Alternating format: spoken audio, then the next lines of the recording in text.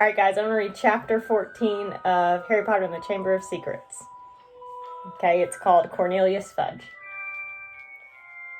Harry, Ron, and Hermione had always known that Hagrid had an unfortunate liking for large and monstrous creatures.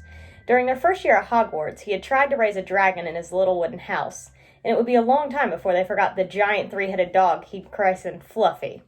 And if as a boy Hagrid had heard that a monster was hidden somewhere in the castle, Harry was sure he'd have gone to any lengths for a glimpse of it. He'd probably thought it was a shame that the monster had been cooped up so long, and thought it deserved the chance to stretch its many legs. Harry could just imagine the 13-year-old Hagrid trying to fit a lead and collar on it, but he was equally certain that Hagrid would never have meant to kill anybody. Harry half wished he didn't find out how to work Riddle's diary. Again and again, Ron and Hermione made him recount what he'd seen, until he was heartily sick of telling them and sick of the long, circular conversations that followed. Riddle might have gotten the wrong person, said Hermione. Maybe it was some other monster that was attacking people. How many monsters do you think this place can hold? Ron asked dully. We always knew Hagrid had been expelled, said Harry miserably, and the attacks must have stopped after Hagrid was kicked out. Otherwise, Riddle wouldn't have gotten his award. Ron tried a different tack. Riddle does sound like Percy. Who asked him to grass on Hagrid anyway? But the monster had killed someone, Ron, said Hermione. And Riddle was going back to some muggle orphanage if they closed Hogwarts, said Harry. I don't blame him for wanting to stay here. Ron bit his lip and tentatively, You met Hagrid down Knockturn Alley, didn't you, Harry? He was buying a flesh-eating slug repellent, said Harry quickly. The three of them fell silent. After a long pause, Hermione voiced the naughtiest question of all in a hesitant voice. Do you think we should go and ask Hagrid about it all? That'd be a cheerful visit, said Ron. Hello, Hagrid. Tell us, have you been setting anything mad and hairy loose in the castle lately? In the end, they decided that they would say something to Hagrid, and they wouldn't say something to Hagrid unless there'd been another attack. And as more and more days went by with no whisper from the disembodied voice, they became hopeful that they would never need to talk to him about why he had been expelled. It was now nearly 4 months since Justin and Nearly Headless Nick had been petrified, and nearly everybody seemed to think that the attacker, whoever it was, had retired for good. Peeves had finally got bored of his "Oh Potter, you rotter" song. Ernie Macmillan asked Harry quite politely to pass a bucket of leaping toadstools in herbology one day. And in March, several of the mandrakes threw a loud and raucous party in the Greenhouse 3. This made Professor Sprout very happy. The moment they start trying to move into each other's pots, we'll know they're fully mature, she told Harry. Then we'll be able to revive those poor people in the hospital wing. The second years were given something new to think about during their Easter holidays. The time had come to choose their subjects for third year, a matter that Hermione, at least, took very seriously. It could affect our whole future, she told Harry and Ron as they pored over a list of new subjects, marking them with ticks. I just want to give up potions, said Harry. We can't, said Ron gloomily. We keep all our old subjects, or I'd have ditched Defense Against the Dark Arts. But that's very important, said Hermione, shocked. Not the way Lockhart teaches it, said Ron. I haven't learned anything from him except not to set pixies loose. Neville Longbottom had been sent letters from all the witches and wizards in his family, all giving him different advice on what to choose. Confused and worried, he sat reading the subject list with his tongue poking out, asking people whether they thought arithmancy sounded more difficult than study of ancient runes. Dean Thomas, who like Harry had grown up with muggles, ended up closing his eyes and jabbing his wand at the list, then picking the subjects it landed on. Hermione took nobody's advice, but signed up for everything. Harry smiled grimly to himself at the thought of what Uncle Vernon and Aunt Petunia would say if he tried to discuss his career in wizardry with them. Not that he didn't get any guidance. Percy Weasley was eager to share his experience. Depends where you want to go, Harry, he said. It's never too early to think about the future, so I'd recommend divination. People say Muggle studies is a soft option, but I personally think wizards should have a thorough understanding of the non-magical community, particularly if they're thinking of working in close contact with them. Look at my father. He has to deal with Muggle business all the time. My brother Charlie was always more of an outdoor type, so he went for care of magical creatures. Play to your strengths, Harry. The only thing Harry felt he was really good at was Quidditch. In the end, he chose the same subjects as Ron, feeling that if he was rubbish at them, at least he'd have someone friendly to help him. Gryffindor's next Quidditch match would be against Hufflepuff. Wood was insisting on team practices every night after dinner, so that Harry barely had time for anything but Quidditch and homework. However, the training sessions were getting better, or at least drier, and in the evening before Saturday's match, he went up to his dormitory to drop off his broomstick, feeling Gryffindor's chances for the Quidditch Cup had never been better. But his cheerful mood didn't last long. At the top of the stairs to the dormitory, he met Neville Longbottom, who was looking frantic. Harry, I don't know who did it. I just found...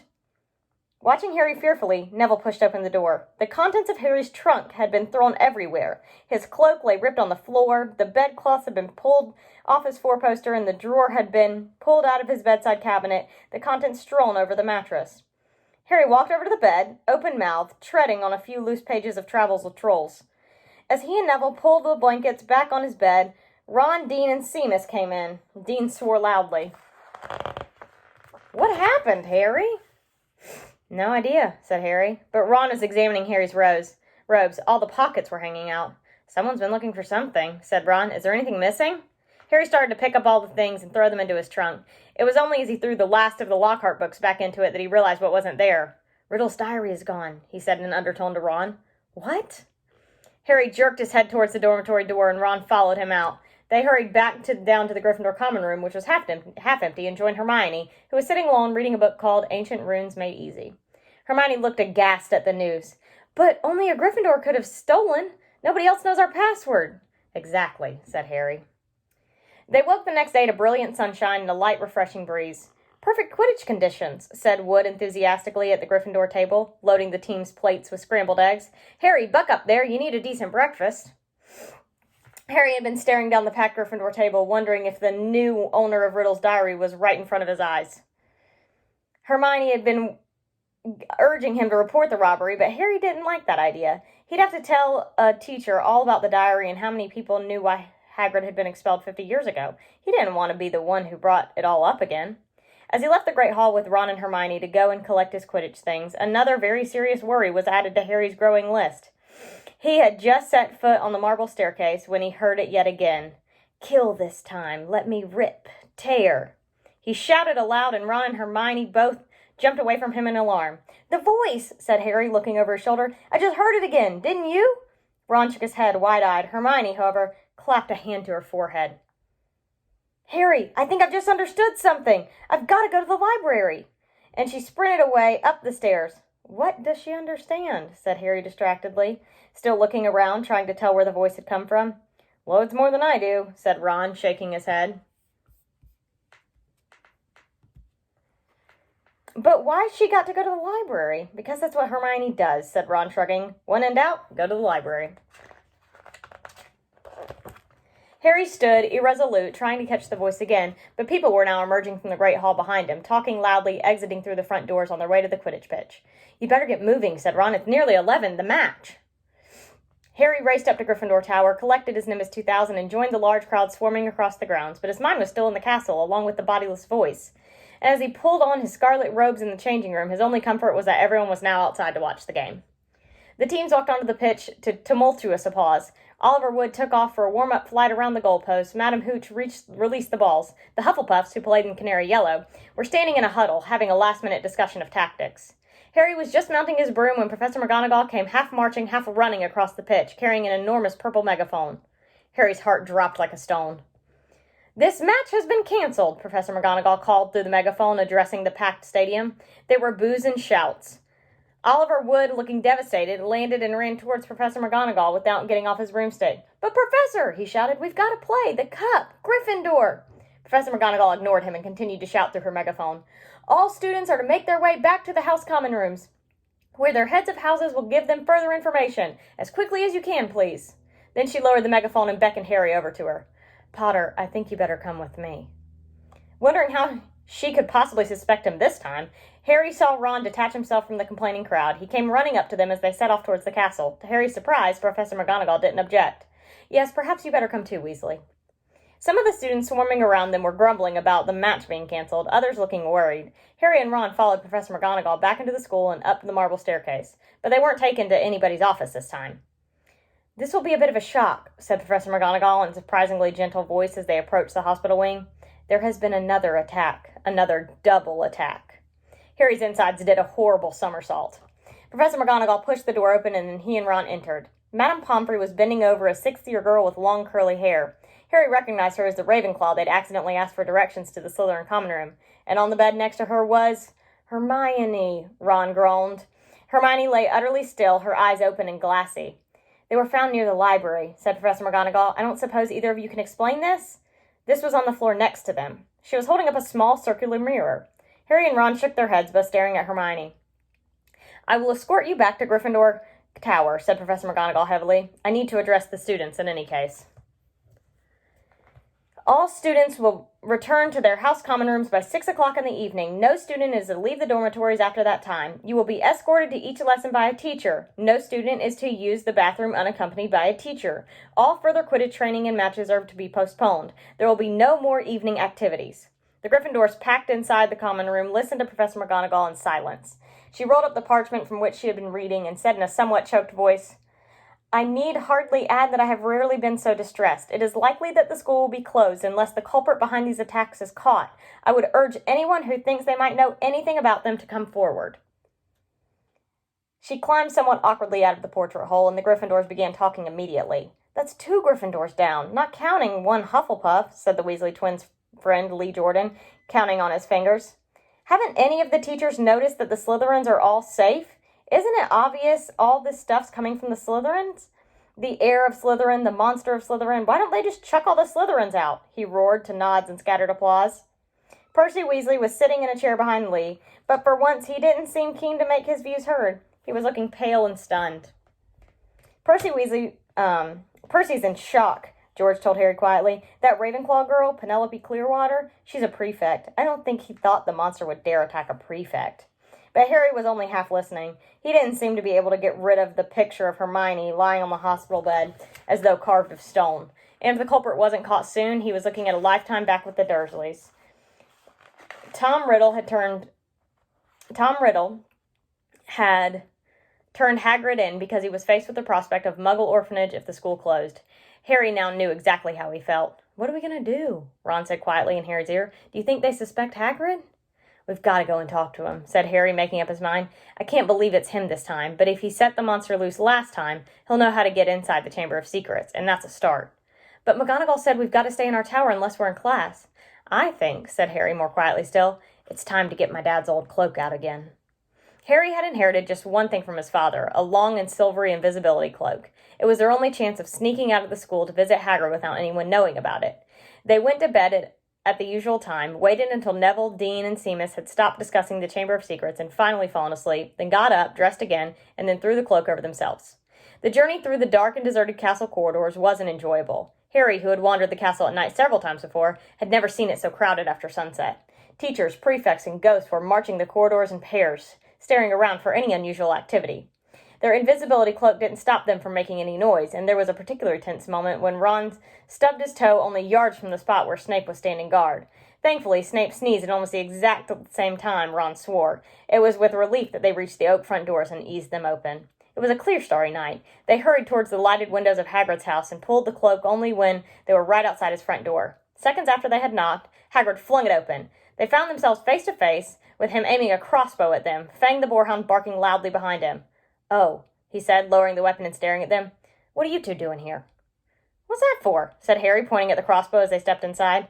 Nothing, Hagrid muttered. "I've been expecting. Doesn't matter. Sit down. I'll make tea."